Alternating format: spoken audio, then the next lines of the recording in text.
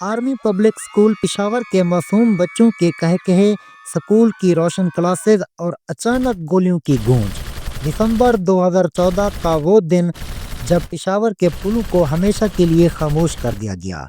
Corona virus, एक खामोश दुश्मन जिसने दुनिया के हर कोने को अपनी लपेट में ले लिया। दिसंबर 2019 का आगाज जब पूरी दुनिया का निज़ाम थम गया और मौत का खौफ हर दिल में जागुज़ीन हो गया। पर्ल हार्बर, एक पुरसकून समंदर, नीले आसमान के नीचे एक मामूल की सुबह, लेकिन अचानक जापानी तैयारे आसमान को दहला देते हैं और जंग की आग भड़क उठती है। दिसंबर की इस सुबह ने तारीख का रुख हमेशा के लिए बदल दिया। भोपाल गैस सानिया, एक रात भोपाल की हवा में मौत का जहर घुल गया। हजारों लोग सोए लेकिन कभी जाग ना सके। दिसंबर 1984 की ये रात आज भी इंसानियत के ज़मीर को झंझोड़ती है। दिसंबर वो महीना है जो सर्दी के साथ गम की चादर भी लेकर आता है। पर्ल हार्बर से लेकर एपीएस पेशावर तक ये महीना हमें तारीख के सबसे दर्दनाक जख्म याद दिलाता है।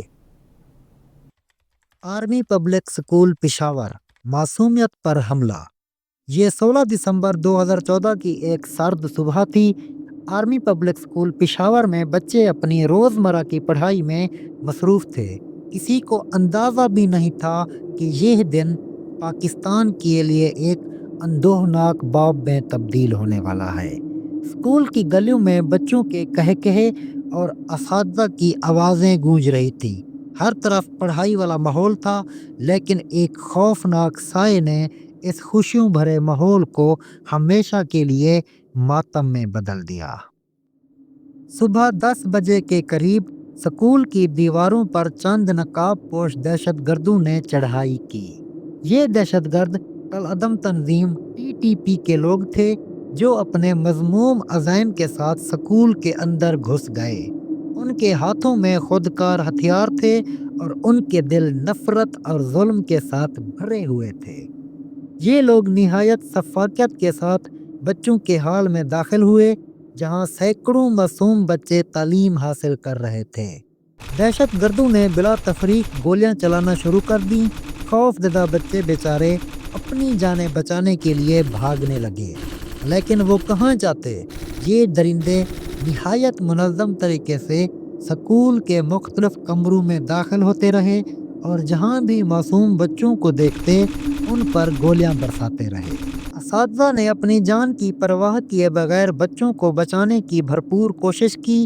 एक खातून उस्ताद ने बच्चों को महफूज रखने के लिए दरवाज़ा बंद किया, लेकिन दहशतगर्दों ने दरवाजे को तोड़कर न सिर्फ बच्चों को सफाकियत का निशाना बनाया, बल्कि खातून उस्ताद को भी आग लगा दी। स्कूल की हर गली, हर कमरा और हर कोना बच्चों की चीखों और खौफनाक गोलियों की आवाज़ों से गूंज रहा था, जबकि इंसानियत दूर खड़ी तमाशा देख रही थी। ये हमला तकरीबन 6 घंटे तक जारी रहा। पाकिस्तान की फ़ौज और सिक्योरिटी फोर्सेस ने स्कूल को घेरे में ले लिया और दहशतगर्दों के खिलाफ ऑपरेशन शुरू किया। ऑपरेशन के दौरान अलबत्ता तमाम दहशतगर्द मारे गए, लेकिन उस वक्त तक स्कूल का मंजर एक कयामत की तस्वीर बन चुका था। इस हमले में 132 मासूम बच्चे और 9 असातिज़ा शहीद हो गए। इन बच्चों की उम्रें 6 से 16 साल के दरमियान थी। स्कूल की ज़मीन खून से रंगीन हो गई थी और वालिदैन अपने बच्चों को तलाश करते हुए बेबसी की तस्वीर बने हुए थे। उस दिन ज़मीन तो नहीं फटी, लेकिन दिल ज़रूर फट गए।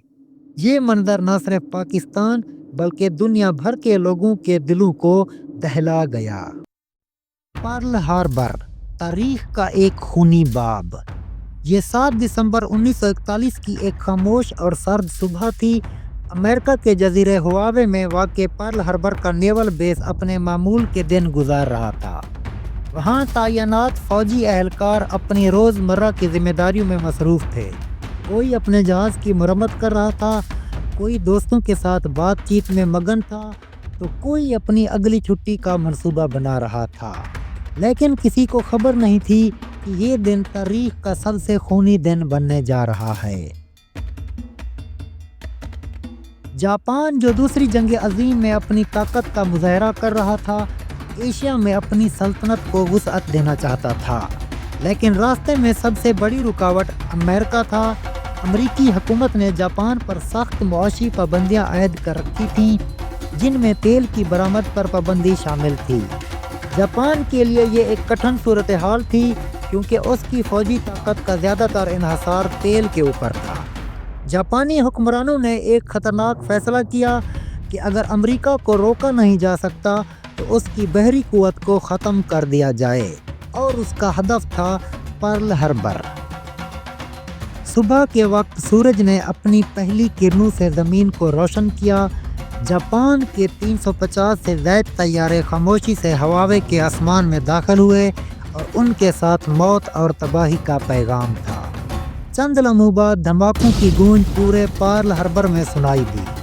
طیاروں نے امریکی جنگی جہازوں، ہوائی جہازوں اور اڈے پر موجود تنصیبات کو نشانہ بنایا۔ دھواں آسمان میں بلند ہوا، چیخیں فضا میں گونجی، اور زمین خون سے رنگین ہو گئی۔ 2400 سے زائد امریکی ہلاک ہو چکے تھے۔ 8 بڑے جنگی جہاز تباہ یا شدید نقصان کا شکار ہوئے۔ امریکی فضائیہ کے 200 سے زائد طیارے برباد ہو چکے تھے۔ یہ ایک ایسا منظر تھا جس نے پرل ہاربر کے سکون کو قیامت کی گواہی میں بدل دیا۔ پرل ہاربر پر حملے نے امریکہ کو جھنجھوڑ کر رکھ دیا۔ اگلے ہی دن صدر روزویلٹ نے قوم سے خطاب کیا اور جاپان کے خلاف اعلان جنگ کر دیا۔ امریکہ جو اب تک جنگ میں شامل ہونے سے گریز کر رہا تھا، اب پوری قوت اور طاقت کے ساتھ اتحادی افواج کے ساتھ شامل ہو گیا۔ پرل ہاربر پر حملہ جاپان کے لیے وقتی کامیابی تو ثابت ہوا، لیکن یہ اس کے زوال کی بنیاد بھی بن گیا۔ امریکہ نے اس حملے کا بدلہ لینے کے لیے پورے زور سے جنگ میں حصہ لیا، جو آخر کار 1945 میں جاپان کے شہروں ہیروشیما اور ناگاساکی پر ایٹمی حملے کے ساتھ ختم ہوئی۔ سقوط ڈھاکہ، ایک دل خراش داستان۔ یہ کہانی ایک ایسے خواب کی ہے جو 1947 میں آزاد پاکستان کی صورت میں پورا ہوا، لیکن صرف 24 سال بعد ایک بھیانک حقیقت بن کر ابھرا۔ 16 دسمبر 1971 وہ دن جب پاکستان کا مشرقی حصہ ایک مضبوط قوم کی علامت تھا، ٹوٹ کر بنگلہ دیش کے نام سے ایک الگ ملک بن گیا۔ اس المیے کے پیچھے کئی عوامل، غلط فہمیاں اور حالات کار فرما تھے جنہیں آج بھی سمجھنا ضروری ہے۔ پارٹیشن کے وقت جب پاکستان وجود میں آیا تو یہ 2 حصوں کے اوپر مشتمل تھا، ایک ایسٹ پاکستان یعنی موجودہ بنگلہ دیش، اور دوسرا ویسٹ پاکستان یعنی موجودہ پاکستان۔ جغرافیائی طور پر دونوں حصے ایک دوسرے سے 1000 میل کے فاصلے پر تھے، اور کوئی زمینی رابطہ بھی نہیں تھا۔ لیکن یہ فاصلہ صرف زمین تک محدود نہیں رہا۔ وقت گزرنے کے ساتھ ساتھ لسانی، ثقافتی اور سیاسی اختلافات بھی گہرے ہوتے چلے گئے۔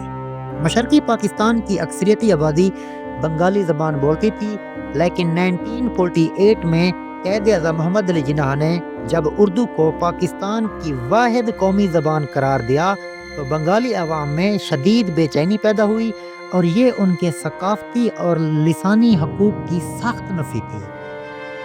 شرقی پاکستان جو ملک کی معیشت کا بہت بڑا حصہ مہیا کرتا تھا، خود غربت اور پسماندگی کا شکار ہوتا گیا۔